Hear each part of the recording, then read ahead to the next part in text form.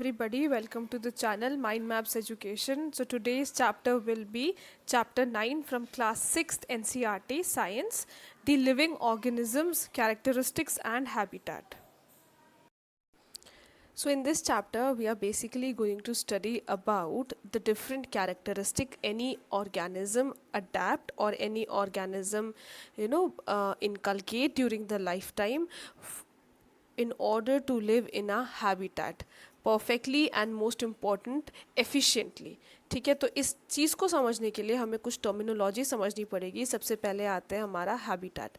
सो habitat क्या होता है? वो कोई भी किसी भी लिविंग ऑर्गेनिज्म, सपोज कोई एनिमल है या कोई ह्यूमन है, उसका जो घर है वो वाली प्लेस जो उसको फूड, शेल्टर और वाटर ये सब प्रोवाइड करेगी, बेसिक नेसेसिटीज़ जो जगह प्रोवाइड करेगी, उसको हम हैबिटेट बोल देते हैं। ठीक है, तो कोई भी ऑर्गेनिज्म जहाँ पे रह रहा है, जो उसका घर है, उसको हम हैबिटेट बोल देते हैं। तो हैबिटेट फर्दर दो तरीक़ों से डिवाइड कर रखा है या दो तरीक़ों से कैटेगराइज कर रखा है। ठीक है, तो किस तरीके से कैटेगराइज कर रखा है? जो हैबिटेट है it is of two types. First is terrestrial, ठीक है, और नेक्स्ट इज़ एक्वाटिक। सो एक टेरेस्ट्रियल में क्या होता है कि वो ऑर्गेनिजम्स जो लैंड पे रहते हैं या जो अपना फूड, शेल्टर, वाटर, सारी नेसेसिटीज़ लैंड से प्रोक्योर करते हैं, वो हैबिटेट टेरेस्ट्रियल हो जाता है। वो ऑर्गेनिजम्स जो वाटर, अंडर वाटर से अपने बेसिक नेसेसिटीज़ को एक्वायर या प्रोक्योर करते हैं, वो हमारे एक्वाटिक हैबिटेट में आ जाते हैं। अब जो ऑर्गेनिजम्स टेरेस्ट्रियल हैबिटेट में है या एक्वाटिक हैबिटेट में है, उनको अपने हिसाब से या अपने आसपास के हैबिटेट के हिसाब से ही अपनी चीज़ों को चेंज करना पड़ता है। लाइकवाइज जैसे कोई फ़िश है तो फ़िश की बॉडी स्ट्रीमलाइन होनी ज़रूरी है in order to swim properly under water. ये हमने पिछले चैप्टर में भी डिस्कस किया था। ठीक है, इन कॉन्ट्रास्ट जो हमारे कैमल्स होंगे उनको अलग तरीके से रहना पड़ेगा। अगर हम कंपैरिजन करें कैमल और फिश का, तो कैमल में स्ट्रीमलाइन बॉडी की ज़रूरत नहीं है because it is an example from the terrestrial habitat. तो कोई भी ऐसी चीज़ या कोई भी ऐसी हैबिट्स या कोई भी ऐसे सीरीज ऑफ चेंज जो होते हैं, जो आगे जाकर लीड करते हैं for the better living in any habitat, उसको हम कहते हैं अडेप्टेशंस। ठीक है, हर एक इंसान को या हर एक ऑर्गेनिज्म को, हर एक ह्यूमन और ऑर्गेनिज्म को अडेप्ट करना पड़ता है to its habitat for better living, right. अब क्या होता है कि जो हमारा हैबिटेट होता है, जो कि दो तरीके का है, टेरेस्ट्रियल और एक्वाटिक, वहाँ पे हमारे कुछ कंपोनेंट्स आ जाते हैं। कंपोनेंट्स बोले तो कोई भी हैबिटेट जो है वो सिर्फ लिविंग ऑर्गेनिज्म से ही नहीं बनता, वो नॉन लिविंग थिंग से भी बनता है। सो जो हैबिटेट में जो कंपोनेंट्स आ जाते हैं वो हमारे दो तरीके के होते हैं, नेमली एज बायोटिक। बायोटिक बोले तो वो सारी चीज़ें जो लिविंग है, और एबायोटिक जो नॉन लिविंग है। तो कोई भी हैबिटेट मिक्सचर होगा बायोटिक कंपोनेंट और एबायोटिक कंपोनेंट का। ठीक है, बायोटिक अगर हम बोल रहे हैं टेरेस्ट्रियल हैबिटेट में we've got camel, we've got elephants, तो उसके साथ हमें गिनना पड़ेगा कि यहाँ पे सैंड भी ज़रूरी है, यहाँ पर वाटर भी ज़रूरी है। तो ये सारी चीज़ें हमारी एबायोटिक में आ जाती हैं। क्वेश्चन आता है टू टाइप्स ऑफ हैबिटेट बताओ, तो हम ये लिखेंगे। What are the components of the habitat, तो हम ये लिखेंगे। Don't get confused in this terminology. Let us start the chapter. So according to this chapter it says कि इतने सारे ऑर्गेनिज्म या इतने टाइप्स ऑफ ह्यूमंस जो है वो अलग अलग जगह रहते हैं, तो उनकी जो अडेप्टेशन जो डिग्री है, मतलब कि जिस डिग्री पे वो अडेप्ट कर रहे हैं अपने आसपास के माहौल को, अपने आसपास के वेदर को या चेंजेस को, वो बहुत ज़्यादा वेरी करती है from one place to the other, right. और इसी चीज़ को हम अडेप्टेशन कहते हैं। द थिंग इज़ कि जैसे कि हमारे जो भी ऑर्गेनिज्म जो अंडर वाटर रहते हैं या सी में रहते हैं, चाहे वो प्लांट हो चाहे वो एनिमल्स हो, उन वो किस चीज़ से सराउंडेड है? वो सराउंडेड है सैलाइन वाटर से। ठीक है, क्योंकि जो समुद्र का पानी है वो थोड़ा खारा होता है, तो उसको हम सैलिनिटी बोल देते हैं। तो यहाँ के जो ऑर्गेनिजम्स हैं वो अपने वो मतलब ब्रीद इन कैसे करेंगे? वो उस एयर से ब्रीद इन करेंगे जो ऑलरेडी डिजॉल्व्ड है वाटर में। जबकि जो डेजर्ट में रहते हैं, ये हमने बात करी थी वाटर की, मतलब कि एक्वाटिक टेरेस्ट्रियल की, पर जो डेजर्ट में रहते हैं वो क्या करेंगे? वो नॉर्मल एयर को ही ब्रीद इन करते हैं जो आसपास की सराउंडिंग में प्रेजेंट होती है। ठीक है, व्हाट इज नेक्स्ट? ये टेबल दे रखा है, टेबल से बस ये बताना चाह रहे हैं कि इम्पॉर्टेंट ये है कि अगर हम कोई भी एग्जांपल लेके देखें कि सपोज हमने एनिमल ही ले लिया, ठीक है, तो एनिमल में फॉरेस्ट में अगर नॉर्मल लियोपार्ड है तो यहाँ पे स्नो लेपर्ड हो जाएगा, ठीक है, और डेजर्ट में हमारा कैमल हो जाएगा, सी में हमारा फिश हो जाएगा, और एनी अदर को अगर हम छोड़ भी थे तो यू कैन सी कि जो इनकी जो अडेप्टिविटी है या जो इनका जो बॉडी स्ट्रक्चर है वो कम्प्लीटली डिफरेंट है एक दूसरे से। पर अगर हम यहीं पर कुछ और एग्जांपल्स लिख लें तो ये कुछ स्ट्रक्चर्स आपस में सिमिलर होते हैं। क्यों? क्योंकि हैबिटेट सेम हो जाता है, राइट। इसी चीज़ को डिटेल में पढ़ने के लिए हम देखेंगे कि जो कैमल है, जो कैमल का जो बॉडी स्ट्रक्चर होता है वो इस तरीके का होता है कि वो उसको सपोर्ट कर सके for the survival in the desert condition. How? कि जो कैमल के जो पैर होते हैं वो बहुत ज़्यादा लॉन्ग होते हैं ताकि जो हीट है वो उसकी बॉडी तक ना पहुंच पाए। दूसरा, क्योंकि वहाँ पे पानी की कमी है तो जो कैमल है उसका जो डंग होता है या जो वो जो एक्सक्रीट करता है वो बहुत ज़्यादा ड्राई होता है, plus small amount of urine he excrete करता है, ठीक है। स्वेटिंग तो पॉसिबल है ही नहीं क्योंकि पानी को बचा कर रखना है अपनी बॉडी में, और इसी वजह से जो कैमल है वो बहुत दिनों तक बिना पानी के भी रह सकता है। क्यों? क्योंकि जो उसका जो रिलीज़ है बॉडी में से पानी वो इधर इधर से मिनिमल हो जाता है, राइट। अगर इसी तरीके से हम अगर फिशेस को देखें तो फिशेस की जो बॉडी है वो स्ट्रीमलाइंड है, टेपरिंग एंड्स है, पिछले चैप्टर में हमने पढ़ा था। और वो क्यों है? ताकि वो स्विम कर सके। उसके अलावा उनकी बॉडी कवर्ड होती है स्केल्स से, स्लिपरी स्केल्स से वो प्रोटेक्ट करते हैं और ईजी मूवमेंट करते हैं। नेक्स्ट, फिशेस के पास क्या होते हैं? फिन्स और टेल्स होती हैं। हमने बात करी थी जो फिन्स और टेल्स हैं वो इजी मूवमेंट देंगी, डायरेक्शन प्रोवाइड करेंगी और बैलेंस प्रोवाइड करेंगी under the water when the fish will be swimming. जो फिश के जो गिल्स होते हैं they will allow the fish to use up the oxygen which is already dissolved in water, ठीक है। तो इस तरीके से हम कंपैरिजन कर सकते हैं कि जो फीचर्स फिश को हेल्प कर रहे हैं पानी में रहने के लिए उससे कम्प्लीटली ऑपोजिट कुछ फीचर्स हैं जो कैमल को हेल्प कर रहे हैं डेजर्ट में सर्वाइव करने के लिए, राइट। ओके, सो यहाँ पे लिखा है, देखो कुछ इस तरीके के स्पेसिफिक फीचर्स या कुछ इस तरीके के सर्टन हैबिट्स जो किसी भी ऑर्गेनिज्म को हेल्प करते हैं या एनेबल करते हैं उसी के हैबिटेट में या उसी के आसपास की जगह पर रहने के लिए, उस चीज़ को हम कहते हैं adaptation. The presence of specific features or certain habits which enable an organism to live naturally in a place is called adaptation, ठीक है। और ये adaptation जो है वो organism की differ करती है from one place to the other plus from one organism to the other। habitat क्या हो गया? वो place जहाँ पे organism live करता है, ठीक है, मतलब कि वो जगह जो वो अपने आप का घर मानता है। नेक्स्ट इज हैबिटेट्स दो तरीके के होते हैं, हमने बात कर ली है, टेरेस्ट्रियल एंड एक्वाटिक। टेरेस्ट्रियल के कुछ एग्जांपल्स हैं like forest, grasslands, desert, coastal and mountain regions, ठीक है। Next is aquatic. एक्वाटिक में हमारे कुछ एग्जांपल्स हैं लेक, रिवर्स, ओशंस, राइट। उसके बाद कुछ कंपोनेंट्स होते हैं जो ऑर्गेनिज्म हैं वो मतलब जैसे प्लांट है, एनिमल्स हैं, वो जिस हैबिटेट में रह रहे हैं उन्हें हम बायोटिक कंपोनेंट कह देंगे। और नॉन लिविंग थिंग जैसे हमारे रॉक, सॉइल, एयर, वाटर, ये भी इंपॉर्टेंट है, तो ये हमारे ए बायोटिक कंपोनेंट में हो जाते हैं। और ये दोनों मिलाकर ही हमारा हैबिटेट क्रिएट कर सकते हैं। क्यों? क्योंकि कोई भी ऑर्गेनिज्म ए बायोटिक कंपोनेंट पे भी डिपेंडेंट है। In order to prove that specifically in an experimental mode कि जो living organisms हैं वो dependent हैं हमारे abiotic component पे, so इस चीज़ को प्रूव करने के लिए experimentally what we can do is that we can collect some of the moong और चना सीड्स, ठीक है। और सीड, जब भी कोई सीड जो है वो स्प्राउट में चेंज हो जाती है तो हम कहते हैं कि वो जर्मिनेट कर गई है, मतलब कि दिस इज़ द बिगिनिंग, कि वो अब एक न्यू प्लांट अराइज कर सकती है अपने आप में, ठीक है, अगर हम उसको सॉइल में सो कर देंगे तो।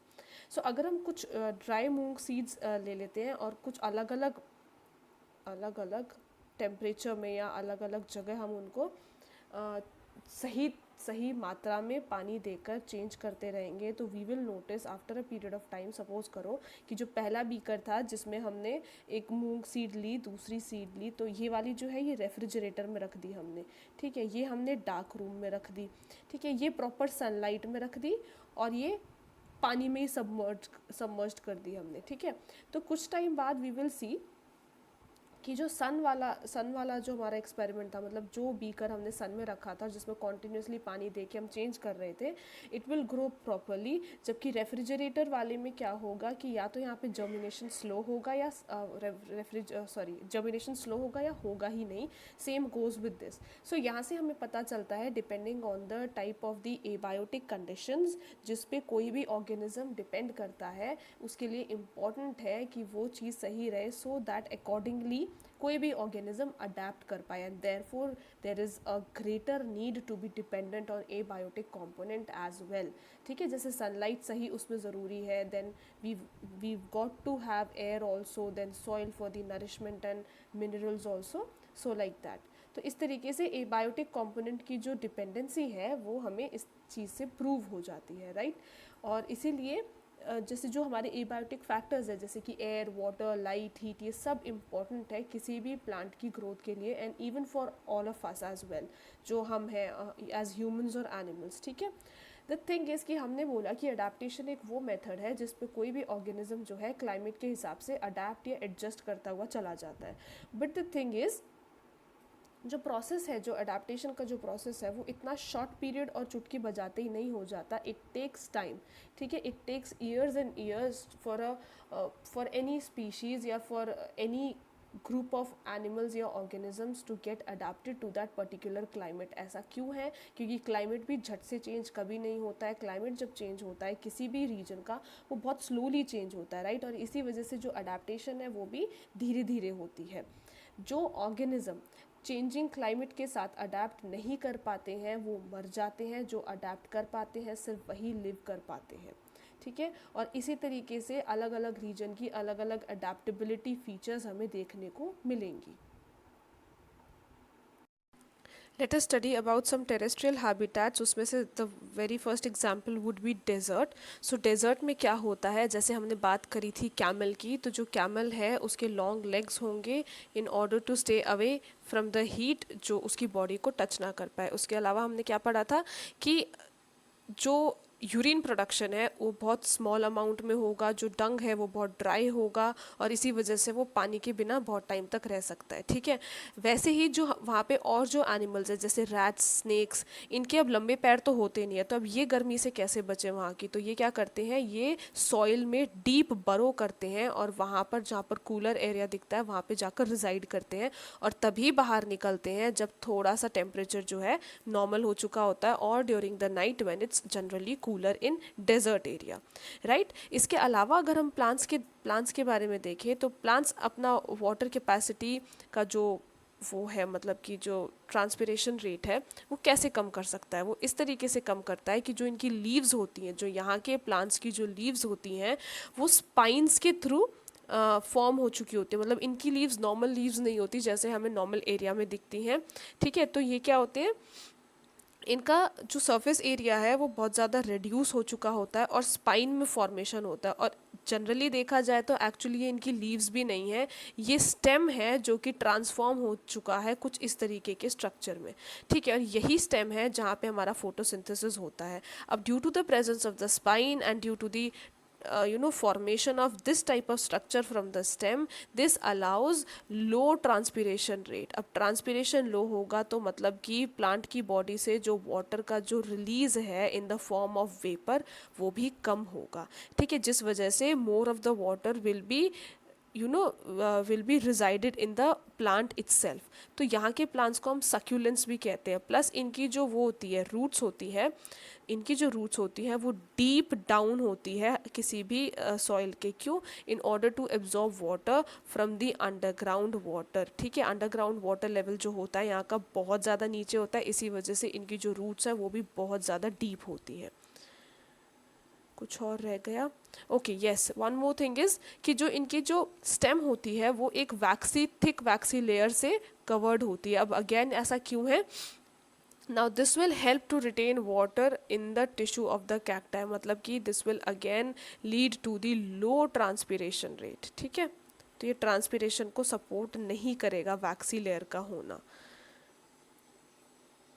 Terrestrial habitat में the next example comes as the mountainous region. So in mountainous region the trees present in this kind of region, यहाँ के region की जो tree होंगी वो tall in height होंगी first. दूसरा, इनके जो ब्रांचेस होते हैं या जो इनके लीव्स जो प्रेजेंट होते हैं वो जनरली स्लोपी कंडीशन में होते हैं, वो इस तरीके के होते हैं. द रीज़न बीइंग कि जब भी यहाँ पर रेनफॉल हिट करेगी या स्नोफॉल हिट करेगी तो वो यहाँ से निकल कर नीचे आ जाएगी, यहाँ पर वो रह नहीं सकती बिकॉज ऑफ द स्लोपीनेस प्रेजेंट. ठीक है, तो ये एक this brings one kind of N adaptation जो इनको हेल्प करता है इस रीजन में रहने के लिए.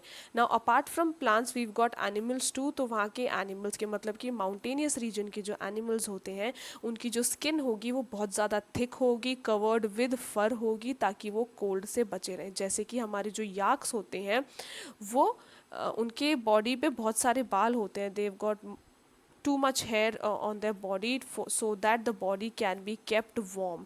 जो स्नो लेपर्ड है उसकी बॉडी पे भी फर होंगे in order to keep the body warm.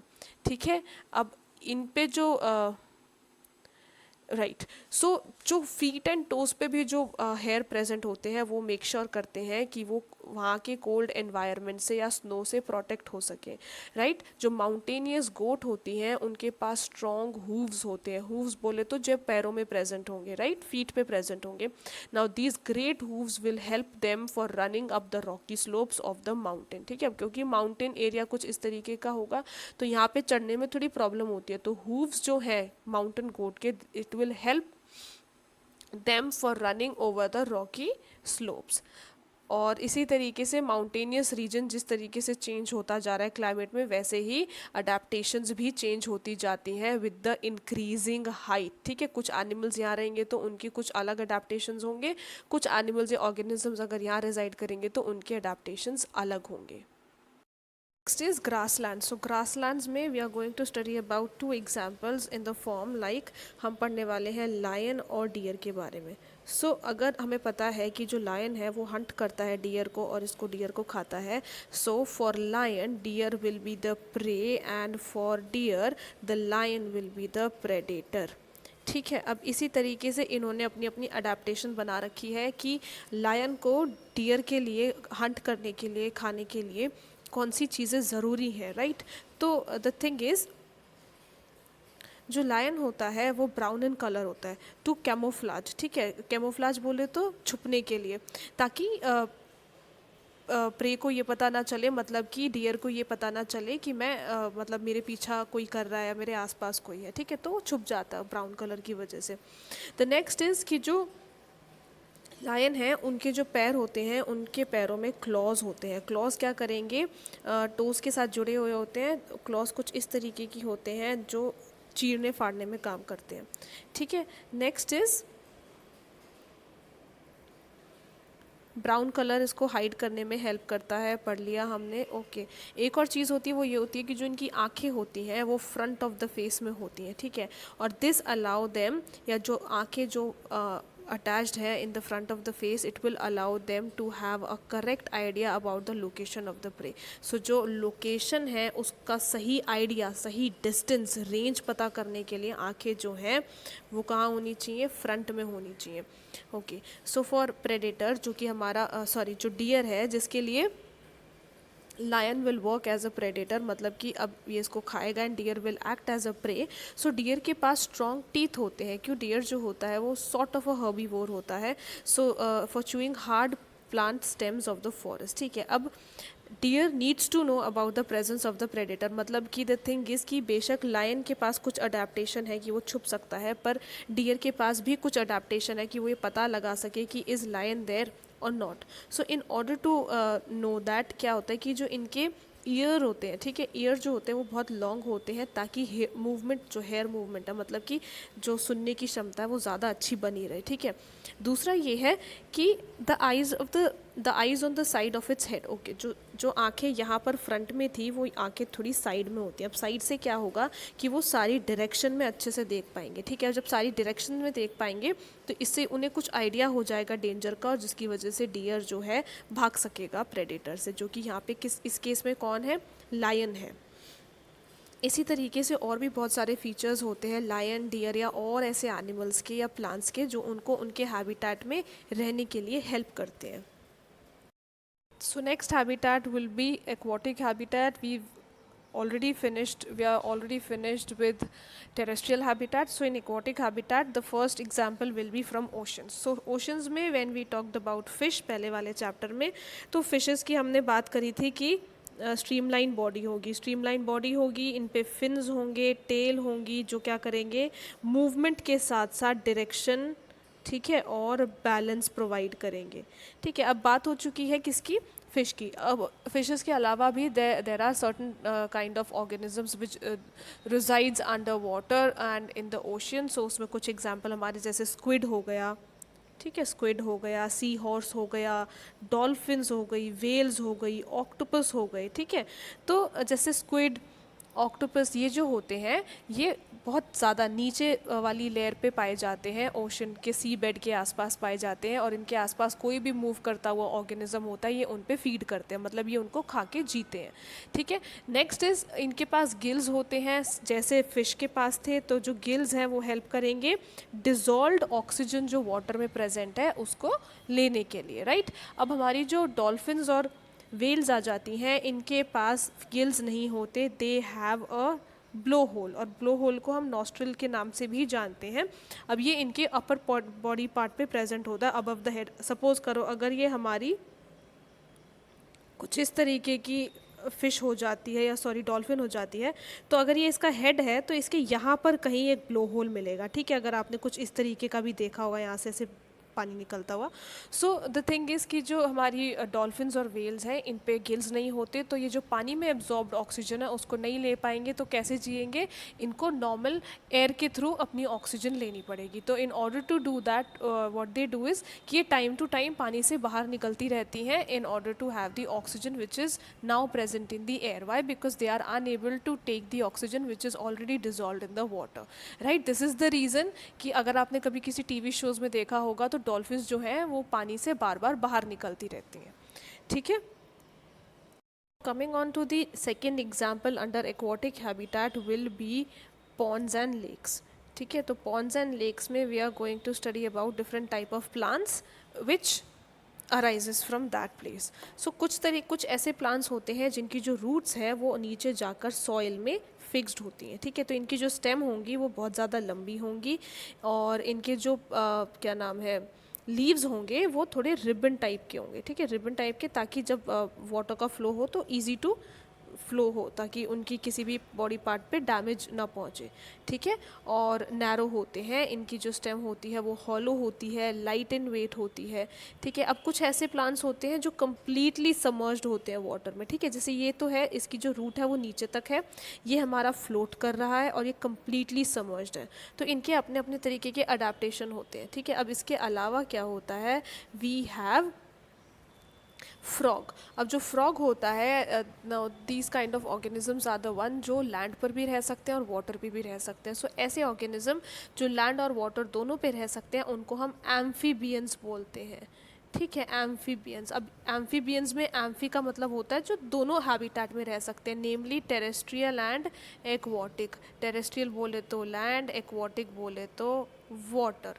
ठीक है, तो जो हमारा फ्रॉग होता है उनके जो पैर होते हैं वो वेब्ड होते हैं.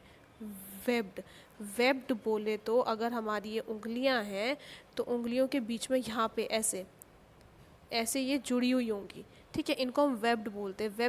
वेब्ड फीट से क्या हेल्प होता है, this will help them to swim in water. ठीक है, इनके जो पीछे के पैर होते हैं वो बहुत ज़्यादा स्ट्रॉन्ग होते हैं ताकि वो लीप करके कैच कर सकें अपने प्रे को. आपने देखा होगा मेंढक जो है वो फुदकता है, तो किस बेसिस पे फुदकता है, क्योंकि उनके जो पीछे के बैक लेग्स हैं वो बहुत ज़्यादा स्ट्रॉन्ग होते हैं. Right, the next topic is characteristics of organism. यहाँ से एक क्वेश्चन अराइज होता है, वो ये होता है कि हमें पता कैसे चलेगा कि कोई भी गिवन चीज़ लिविंग है या नॉन लिविंग है. मतलब कि if you are talking in the sense कि कोई भी चीज़ जो लिविंग होती है वो मूव करती है, देन वी नो कि जो प्लांट्स हैं वो मूव नहीं करते बट स्टिल लिविंग होते हैं. राइट, और जो हमारी कार एंड बसेज हैं वो मूव करते हैं पर फिर भी नॉन लिविंग है। ठीक है, तो ये जो चीज़ें हैं ये थोड़ी कन्फ्यूजन क्रिएट कर देती है कि how to identify whether the present और द गिवन थिंग और whatever it is either living और नॉन लिविंग। ठीक है, तो इसके लिए कुछ कैरेक्टराइजेशंस होते हैं हमारे, जिनके बेसिस पे we understand that whether the thing presented to us or whether the thing which we are thinking of is either living और नॉन लिविंग। अब क्योंकि बात ये होती है कि वी से कि जो प्लांट एंड एनिमल्स होते हैं दे ग्रो इन साइज। ठीक है, जैसे जैसे बड़े होते हैं वैसे वैसे उनका शरीर का साइज़ भी बड़ा होता जाता है and therefore they are living. But अगर हम इसी के कॉन्ट्रास्टिंग में अगर हम एग्जांपल देखें, जो हमारे क्लाउड्स हैं, क्लाउड्स का साइज़ भी तो बड़ा होता जाता है but still we say it is a non living thing, right. So इस तरीके से we need to have a certain aspects so that we can relate what is living and what is non living. So अब जो topic है वो ये है कि कौन सी चीज़ें कॉमन है लिविंग ऑर्गेनिजम्स के बीच में। तो सबसे पहली चीज़ जो कॉमन है वो ये है कि every living organism will need food. So food जो है वो एनर्जी प्रोवाइड करेगा, फूड जो है किसी भी ऑर्गेनिज्म में एनर्जी प्रोवाइड करेगा and this is the reason why food is important, right. Plants जो है वो ऑटोट्रॉफिक होते हैं, मतलब कि वो खुद का खाना खुद से बना सकते हैं by the process known as photosynthesis. और जो हम एनिमल्स हैं या कोई और एनिमल है वो क्या करता है, वो डिपेंड होता है प्लांट या अदर एनिमल पे for the food. But one thing is for sure कि food gives organism the energy needed for them to grow. अब क्या सारे ऑर्गेनिज्म जो हैं वो ग्रोथ शो करते हैं? येस। सो यंग वन से एडल्ट वन बनते बनते we do show certain type or certain amount of growth in the respect of, या तो वो हो सकती है हमारी हाइट के रिस्पेक्ट में, या वो वेट के रिस्पेक्ट में हो सकती है, ठीक है, या वो गर्थ के रिस्पेक्ट में हो सकती है। गर्थ मैंने क्यों बोला कि अगर कोई एनिमल है या कोई एनिमल या ह्यूमन बीइंग है वो हाइट में भी बड़ा होगा, उसका वेट भी बढ़ेगा, पर क्या प्लांट जो है उसको हम किस तरीके से पहचान सकेंगे कि वो बड़ा हुआ है? हाइट के साथ साथ हम देखेंगे गर्थ, मतलब जो उसके पेड़ का जो जो तना है वो कितना बड़ा हुआ है, कितना चौड़ा हुआ है। तो इस तरीके से हम इसकी गर्थ से बता सकते हैं okay so the plant has grown obviously apart from height. ठीक है, तो इससे ये पता चलता है कि जो ग्रोथ है this seems to be common to all living things. The next aspect could be organisms respire. ठीक है, इसका मतलब कि does all the living organisms respire or is the breathing so much important to any one of us? Yes, it is very much important to all of us whosoever is considered to be living. ठीक है, तो क्या होता है कि we generally inhale, मतलब हम सांस अंदर लेते हैं, उसमें से ऑक्सीजन यूज़ करते हैं और बाहर कार्बन डाइऑक्साइड को बाहर निकालते हैं। ठीक है, अब ये जो प्रोसेस है सांस अंदर लेना और सांस बाहर छोड़ना एक पार्ट है हमारे प्रोसेस का जिसको हम रेस्पिरेशन कहते हैं। अब रेस्पिरेशन में क्या होता है, इस ऑक्सीजन को जो हमने इन्हेलेशन के टाइम पे अंदर लिया था, सांस अंदर लेने के टाइम पे जो लिया था, उसको बॉडी यूज़ अप कर लेती है, और जो बॉडी यूज़ नहीं करना चाहती विच इज़ CO2, उसको वो एक्सलेशन के टाइम पे बाहर निकाल देती है। ठीक है, अब क्या होता है कि जैसे ये तो ह्यूमंस का है प्रोसेस जो है हमारा ब्रीदिंग का, या हम बोल सकते हैं कि काउज, बफेलोज, डॉग्स, कैट्स जो सिमिलर टू ह्यूमन ब्रीदिंग करती हैं। But there are certain organisms जिनकी जो ब्रीदिंग है वो नॉर्मल ह्यूमंस की तरह नहीं होती। We have also studied about, जैसे कि फ़िश हो गई, फ़िश के पास होते हैं गिल्स। गिल्स क्या करते हैं, वो एब्जॉर्ब्ड ऑक्सीजन को वाटर में से लेकर मतलब एब्जॉर्ब करते हैं या लेते हैं। ठीक है, और जो प्लांट्स होते हैं, प्लांट्स की जो एक्सचेंज ऑफ गैसेस होती हैं this generally takes place from through leaves. Leaves में कुछ टाइनी पोज होते हैं जो कि इस कार्बन डाइऑक्साइड और ऑक्सीजन के बीच का जो हमारा एक्सचेंज है इनटू दी सराउंडिंग ये पॉसिबल कर पाती है। ठीक है, नेक्स्ट इज जैसे हमारे जो अर्थवॉर्म है वो ब्रीथ करते हैं स्किन के थ्रू। ठीक है, फिश हमने बात कर ली है, the gills absorb oxygen from the air in dissolved water. Next is response and stimulus. So the thing is कि every living organism does respond to any kind of stimulus provided either by the other organism or by the nature or in the environment or the surrounding whatsoever. ठीक है, क्या होता है कि कोई भी चीज़ देखने पे जो हम रिएक्ट करते हैं उसको रिस्पॉन्ड करते हैं, वो हमारा रिस्पॉन्स होता है, और जिस चीज़ को देख के हमने एक्शन लिया है is set to be the stimuli और द स्टिमुलस। ठीक है, अगर हमें गर्म चिमटा लगा दिया जाए तो गर्म चिमटा लगना विल बी द स्टिमुलस, और वहाँ से तुरंत हाथ पीछे हटाना विल बी द रिस्पॉन्स। ठीक है, गरम गरम खाना हमारे सामने आया और हमारे मुंह से पानी आने लगा तो गरम गरम खाना विल बी द स्टिमुलस और हमारे मुंह से पानी निकलना विल बी द रिस्पॉन्स। ठीक है, तो हर एक लिविंग ऑर्गेनिज्म किसी भी स्टिमुलस पे रिस्पॉन्स देता ही देता है. अब this is about human beings or the animals, right? Now what about plants? How plants respond to certain things? How कि क्या होता है कि अगर कुछ प्लांट्स ऐसे होते हैं जो सिर्फ नाइट में ही ब्लूम करना चाहते हैं, कुछ ऐसे होते हैं जो सनसेट के टाइम पर ही क्लोज होते हैं. तो ये एक रिस्पॉन्स ही है टुवर्ड्स द स्टिमुलस कि रात आई तो ब्लूम होना है या सनसेट होने वाला है तो अब क्लोज हो जाना है. एक हमारा मिमोसा प्लांट होता है जिसको हम कॉमनली टच मी नॉट भी कहते हैं. अगर इस पर कोई भी टच हो जाता है, कुछ भी इस पर अगर सेंस होता है कि कुछ टच होने वाला है, तो दिस प्लांट जो है ये क्लोजेज इट्सेल्फ बोले तो ये अपने आप को फोल्ड कर लेता है अंदर की तरफ से. इसलिए इसको हम कहते हैं टच मी नॉट. वाई? क्योंकि टच होते ही ये बंद हो जाता है. So this is certain examples how plant responds to any kind of stimuli. कुछ ऐसे एनिमल्स होते हैं जो फ्लैश लाइट लगते ही भाग जाते हैं, वाइल्ड एनिमल्स, ठीक है. या कुछ ऐसे अपने जैसे कॉकरोच है, कॉकरोच अगर हम किचन की लाइट जला देंगे तो वो एकदम से अंदर घुसने की कोशिश करेंगे. तो ये भी एक रिस्पॉन्स है किसकी तरफ? लाइट जलाने की तरफ. और लाइट जलाना क्या हो जाएगा? रिस्पॉन्स हो जाएगा, स्टिमुलस हो जाएगा, sorry. Next thing is excretion. So जो लिविंग ऑर्गेनिज्म डिपेंडेंट है फूड पर, ठीक है, जो लिविंग ऑर्गेनिज्म डिपेंडेंट है फूड पर वो पक्का एक्सक्रीशन भी करेगा, ठीक है ना. एक्सक्रीशन इज़ कि सारा खाना जो है वो बॉडी पे नहीं लगता है. जो सारा खाना है can not be utilized. So the undigested food or the waste material has to be excreted out from the body. Now we know about ourselves कि हम एक्सक्रीट कैसे करते हैं. We know about certain animals, but what about plants? तो जो plants होते हैं वो अपने बॉडी के अंदर ही कहीं पे डिपॉजिट कर लेते हैं उस एक्सक्रीटा को, जो जनरली उसकी बॉडी को हार्म नहीं करता है, ठीक है. नेक्स्ट इज कुछ प्लांट्स ऐसे होते हैं कि वो कुछ गमी सिक्रीशन निकालते हैं या कुछ स्टिकी सिक्रीशन निकालते हैं और वो इस तरीके से वो उनका वेस्ट प्रोडक्ट हो जाता है. So excretion is another characteristics which is common to all the organisms. First. Second is जो प्रोसेस है to get rid of waste by the organism, इस प्रोसेस को हम एक्सक्रीशन बोलते हैं. Reproduction. So every organism will reproduce, but the type of reproduction will change depending on the type of the organism involved in the reproduction process, ठीक है. कुछ animals ऐसे होते हैं जो एग ले करते हैं, जैसे हमारी बर्ड्स हो गई. कुछ ऐसे होते हैं जो यंग वंस को जन्म देते हैं, ठीक है, जैसे ह्यूमंस हो गए, ठीक है. तो और कुछ ऐसे होते हैं, हाँ ओके, हमने एग्स की बात कर ही ली है, ठीक है. कुछ ऐसे होते हैं जो जैसे हमारे प्लांट्स जो हैं अब वो सीड से जर्मिनेट करेंगे, ठीक है. सीड्स डालेंगे हम सॉइल में तो हमारा जो प्लांट है वो जर्मिनेट करेगा. बट सीड के अलावा कैसे जर्मिनेशन हो सकता है किसी भी प्लांट का? Via certain parts of the body. जैसे कि जो गुलाब का फूल होता है वो टहनी अगर हम लगाएंगे तो उससे गुलाब का फूल हो जाता है. तो what do we know about this process? कि इसका मतलब कि सीड जो है वो ही एकमात्र ऐसा वो नहीं है, मतलब एक फैक्टर नहीं है जहाँ से प्लांट जर्मिनेट हो सकता है. There are ample of ways to germinate a plant और टू प्रोड्यूस अ प्लांट, ठीक है. जैसे कटिंग से हो गया, जैसे जो पोटैटो है वो उसके बड से भी प्रोड्यूस हो सकता है. सो द थिंग इज़ कि reproduction is again one thing which is common in all the organism. Last topic is, do all organisms move? Yes, animals, birds move from one place to another and therefore they are considered to be living.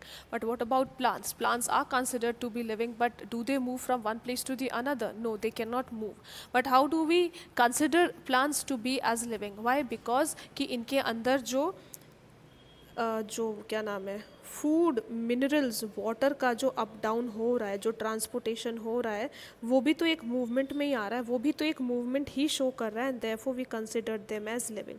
अब किसी भी living organism को prove करने के लिए they need to have all the points which we just discussed above, which are they need food, respire, respond to stimuli, reproduce, show movement, grow and die, ठीक है. अब कोई चीज़ पैदा हो रही है तो वो मरेगी भी, ठीक है. द थिंग इज़ अब हम बोल सकते हैं कि जो मून है वो तो घूमता है, वो तो अर्थ के चारों तरफ चक्कर लगाता है. जो क्लाउड्स हैं वो तो अपने साइज़ में बड़े होते हैं. पर क्या ये दोनों चीज़, और जो हमारी साइकिल है वो मूवमेंट दिखाती है, वो एक जगह से दूसरी जगह जाती है, पर क्या ये सारी चीज़ें ये जितनी भी हमारी नॉन लिविंग थिंग्स हैं जिनको हम ले रहे हैं एस्पेक्ट में, क्या ये सारी चीज़ें सारे पॉइंट्स को प्रूव कर सकती हैं? अगर क्लाउड जो है वो सिर्फ ग्रोथ दिखा रहा है, तो कैन क्लाउड शो, अगर ये ग्रोथ और मूवमेंट दिखा रहा है तो can they reproduce, can they die? ठीक है, can they respond to the stimulus? No they can not. So कोई भी ऑर्गेनिज्म जो इन सारे पॉइंट्स को फुलफिल कर देगा, we considered it to be as living. ठीक है, therefore the chapter ends. I really hope आपको ये चैप्टर समझ में आया होगा. Thank you so much for watching this video.